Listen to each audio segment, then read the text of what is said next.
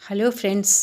आज मैं आपके लिए एक ऐसी सच्ची घटना लेकर आई हूँ जिसे हम भूतिया तो नहीं कहेंगे, लेकिन हाँ, एक ऐसा सच्चा रोमांचक अनुभव जो आपको सोचने पर मजबूर कर देगा कि हमारे पूर्वज जो हमारे देवी देवताओं के बारे में, कुल देवी कुल देवता आदि के बारे में बताते हैं, वो सचमुच अपने होने का एहसास कराते हैं। तो चलिए अब हम घटना पर आते हैं। ये बात काफ़ी पुरानी है। जब मैं कॉलेज में पढ़ा करती थी, हम लोग उस समय कोटपुतली में रहते थे। दोस्तों, कोटपुतली जयपुर दिल्ली हाईवे के बीच में पड़ता है। जो लोग दिल्ली से जयपुर के बीच में यात्रा करते रहते हैं, उन्हें कोटपुतली के बारे में अवश्य मालूम होगा। वो गर्मियों के दिन थे। हम लोग रात में छत पर सोया करते थे, क्योंकि उस समय गांव में बिजली की काफ़ी समस्या थी। कई कई घंटे तक लाइट नहीं आया करती थी। वैसे भी उस समय गांव में लोग छत पर भी ही सोया करते थे। मैं रात में देर तक पढ़ाई किया करती थी, क्योंकि उन दिनों मेरे यूनिवर्सिटी के एग्ज़ाम्स चल रहे थे। उस दिन मैं अपनी पढ़ाई करके रात के करीब 1:30 बजे छत पर आकर सो गई। पास में मेरी मम्मी व मेरी बहन की चारपाई भी बिछी हुई थी। अपनी चारपाई पर सो जाने के बाद मुझे थोड़ी देर बाद नींद आई। अभी मुझे नींद आए 1-2 घंटे ही बीते थे कि अचानक घड़घड़ाहट की तेज़ आवाज़ के साथ मेरी नींद खुल गई। मैंने देखा कि मेरे ऊपर से कोई बड़ी सी रथनुमा कोई आकृति ऊपर से गुजर रही है। उसके बड़े बड़े पहिए तेज घड़घड़ाहट की आवाज़ के साथ जा रहे थे। मेरी आंखें खुली हुई थी, लेकिन मेरा शरीर एकदम फ्रीज हो गया था। मैं अपने आप को हिला डुला नहीं सक रही थी और मैं ना ही कुछ बोल पा रही थी। दोस्तों, मेरी ये स्थिति कुछ सेकंड्स तक ही रही। जैसे ही वह रत्नुमा आकृति मेरी आंखों से ओझल हुई, मैं अपनी नॉर्मल स्थिति में आ गई। मैंने अपने आसपास देखा। मेरी मम्मी व मेरे भाई बहन आराम से सोए हुए थे।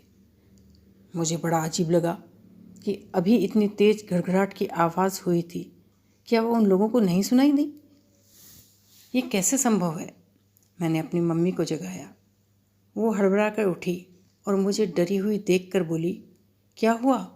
तो मैंने उन्हें सारी बात बताई। वो बोली, मुझे तो कुछ सुनाई नहीं दिया, तुमने ज़रूर कोई सपना देखा होगा। फ्रेंड्स, मैं ये दावे के साथ कह सकती हूँ कि वो कोई सपना नहीं था। दोस्तों, क्या ऐसा संभव है कि मुझे जो सुनाई वह दिखाई दिया, वो मेरे पास सोई मेरी मम्मी व मेरे भाई बहन को सुनाई नहीं दिया? आपका इसके बारे में क्या विचार है? मुझे कमेंट सेक्शन में बताइए। मेरी मम्मी ने मुझसे कहा कि अभी तो सो जाओ और सुबह इस बारे में बात करेंगे। डर के कारण मेरा बुरा हाल था। बड़ी मुश्किल से मुझे नींद आई। सुबह मैंने कई लोगों से इस घटना का जिक्र किया, तो उनमें से एक बुजुर्ग महिला जो कि हमारे पड़ोस में ही रहती थी, जिन्हें हम दादी जी कहते थे, वो बोली, अरे वो तो पाटन वाली देवी का पालना था। तू तो बड़ी भाग्यशाली है जो देवी माँ ने तुझे दर्शन दिए। फ्रेंड्स, कोटपुतली से 30-35 किलोमीटर की दूरी पर पाटन स्थित है। वहाँ महामाया, जिन्हें कि पाटन वाली देवी कहते हैं, का एक भव्य मंदिर है। वहाँ लोग दूर दूर से अपने बच्चों के मुंडन, जात, जड़ूले आदि करने के लिए आते हैं।